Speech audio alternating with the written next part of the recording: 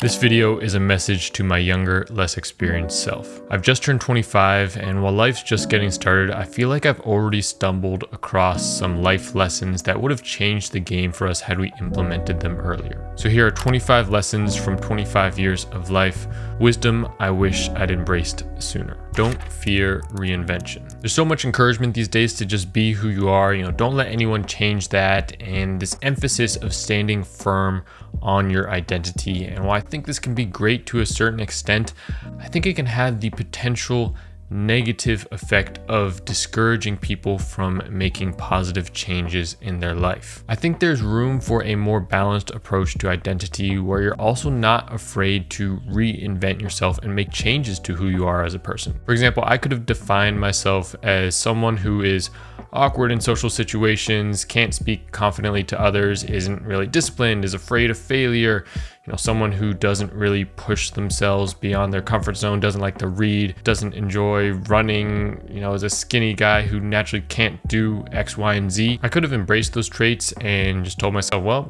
that's just who I am, that's what I'm like, and not be open to any sort of growth or positive change.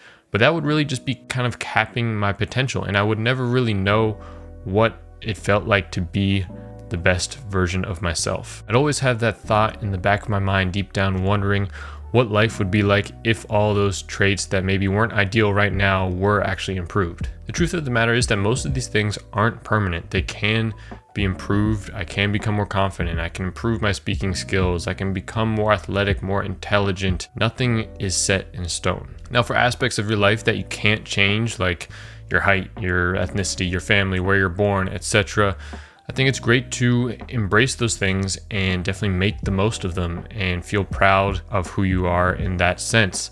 But if there's an aspect that could potentially be improved, that maybe you're not fully satisfied with yourself, don't be afraid to admit that you can grow in that area. It doesn't mean that you suck and you need to change and be better, but don't dismiss the possibility for positive change just because it's easier to stay the same. Do hard things. Doing hard things is really the key to progressing in life. If whatever you're trying to focus on right now feels kind of difficult, then that's actually a good sign. It means you might be on the right track and you're doing something that will actually lead to some real growth in your life. Now, in the beginning, it might be painful. You may feel some resistance. You might procrastinate. But think back to when you initially decided to do that thing. Did you think it was going to be easy? No, probably not. You didn't expect it to be a walk in the park in the first place. You probably thought it would be a little hard. Well, this is what hard feels like, and it might not actually be as bad as you thought. The good news is that the more hard things we do, the easier it gets to do hard things, and we kind of raise up this baseline tolerance for just doing difficult activities. It's kind of like walking through a big field of snow. That initial time, it's going to be kind of rough. You're going to have to put your foot down and it's going to sink straight through the snow, and you're going to have to keep going one foot in front of the other. But after you walk that same path a few times, you'll start to create some footprints. It'll get that much easier to go down that same route. So take cold showers, do hard workouts, go running, eat a clean diet, meditate, talk to people, put yourself on the internet, wake up early, even on weekends. These are all probably things that you don't really want to do, but they will not only be good for you, but have the added benefit of making doing other hard things easier when they inevitably arise. Make the hardest thing in your day something that you choose to do. Your environment shapes you. Your environment is probably the single biggest factor that determines the type of person that you will become. If you look at any successful or unsuccessful person, you can probably trace back their results to the environment that they grew up in when they were younger. Now, certain aspects of our environment are going to be out of our control, so we just have to kind of make the most of them and then focus on what we can control. So surround yourself with people, spaces, and knowledge that inspires and uplifts you rather than pulls you down. Take advantage of YouTube and the internet to read, watch videos, podcasts of people you look up to, and use them to kind of almost brainwash you, but in a good way, filling your mind with these powerful mindsets and ideas. And we also can't forget about our physical environment. On a more micro scale, clean up your room, your workspace, remove any sort of distractions that might prevent you from living and building your best life. Limit cheap dopamine. Cheap dopamine can really shape how we enjoy life. The overstimulation is making you struggle to find enjoyment out of anything else because it just feels too boring. You already know this, but you probably need to be reminded because it's just so easy to slip into the trap of mindless scrolling, video games, junk food, because they're literally designed to keep you addicted. So limit these as best you can, and not only will you start to find more enjoyment from the simple things in life, but you'll feel a lot more motivated to put in the work with activities that you normally would have found too difficult. Invest in experiences. Saving money is important, but don't be afraid to invest in valuable experiences, especially while you're younger. These will last you a lifetime, and as you get older, it can become more difficult to experience and enjoy certain things. And the value of these memories will compound over time. You know, going on a trip right now might be a lot of fun, but in the later stages of your life, that memory will have compounded and be even more precious to you. So definitely be mindful and present during those experiences. Let them sink in so that you can remember them for the rest of your life. You can always make more money. You can't make more time. Design your life. It's really important to think about the tangible everyday lifestyle that you'll be living if you pursue a certain path. I used to find myself always thinking in terms of goals and achievements and milestones about these destinations, but not about what reaching those destinations actually meant for my day-to-day life. So it's important to think about the tangible everyday lifestyle that you'll be living if you pursue a certain path. The sooner you can start to think about how you'd like to spend your ideal day or week in the life, the better. Otherwise, you might end up going down a random career path or getting a particular degree and then realizing once you get there that this isn't actually how you'd like to spend your time. It might be hard to imagine your ideal week because you don't really know what you like to do. So you need to start trying things as soon as possible.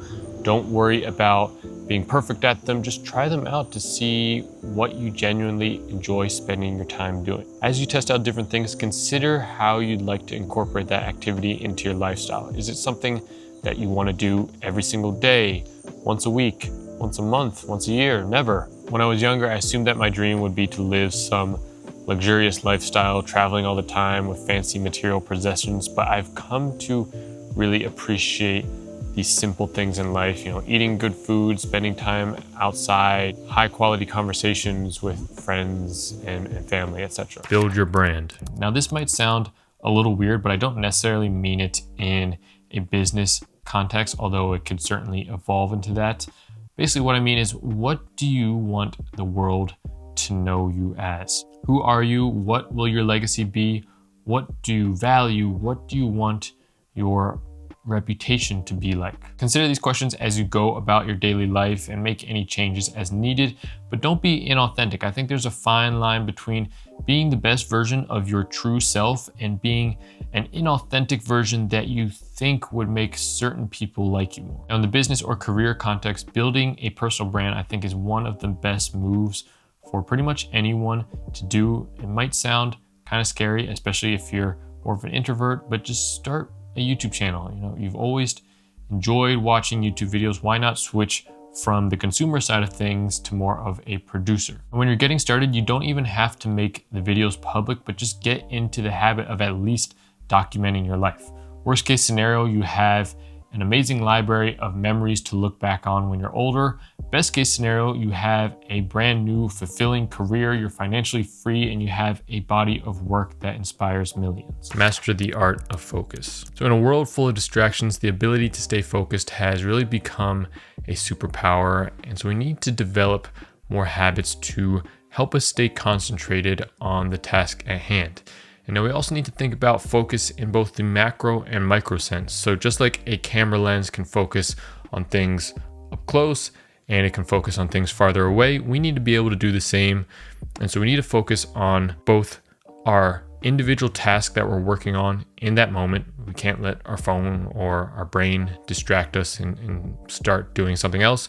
We also need to focus on the bigger picture, on our path in life, and not let things lead us astray or starting down a path that doesn't really lead us to where we want to go in our life. Protect your time. Don't be afraid to say no. It's your time. It's your life. You don't need some excuse to be able to get out of something. You can just say no because you don't want to do the thing. If you don't decide how you'll spend your time, then someone else will decide for you. This has always been a challenge for us as someone who's been a bit of a people pleaser and always tried to kind of prioritize the interests of others before themselves. It's tricky to find this balance because although we don't want to be selfish, we do want to be in control of our time and put ourselves first sometimes in a healthy way. I'd like to think that as long as you're polite and honest about it, it's okay to say no, and the people who you'd actually want in your life will respect that. Learn to live with less. Stop getting so much stuff, clothes, material possessions, everything. Most of these things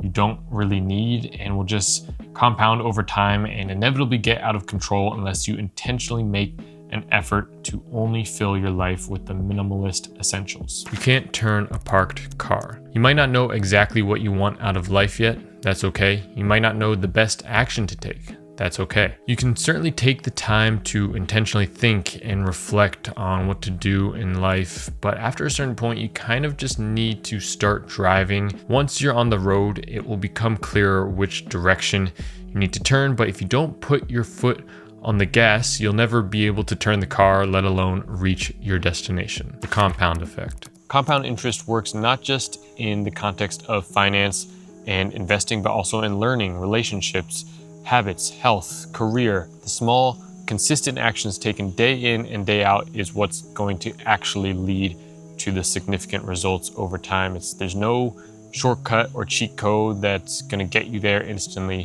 What matters is that you stay consistent and don't give up. Prioritize health. Now, you've never been particularly unhealthy, which is good.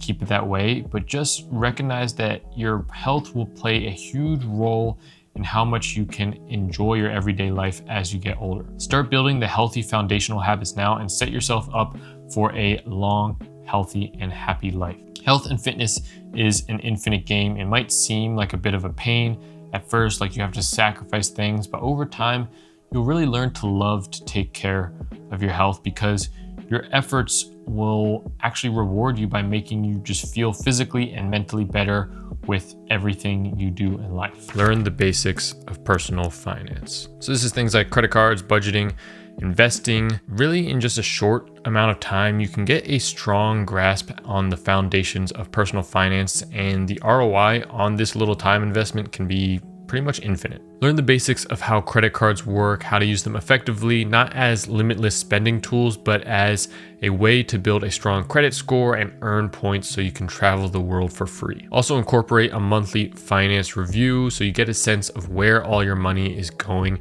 All it takes is like 1 hour per month. I would also set up some recurring investments into a basic index fund, even if it's just a little bit of money each week.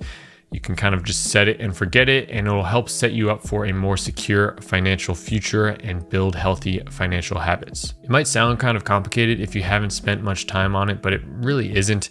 Don't let any sort of financial institutions or other people make you feel unqualified to make smart financial decisions.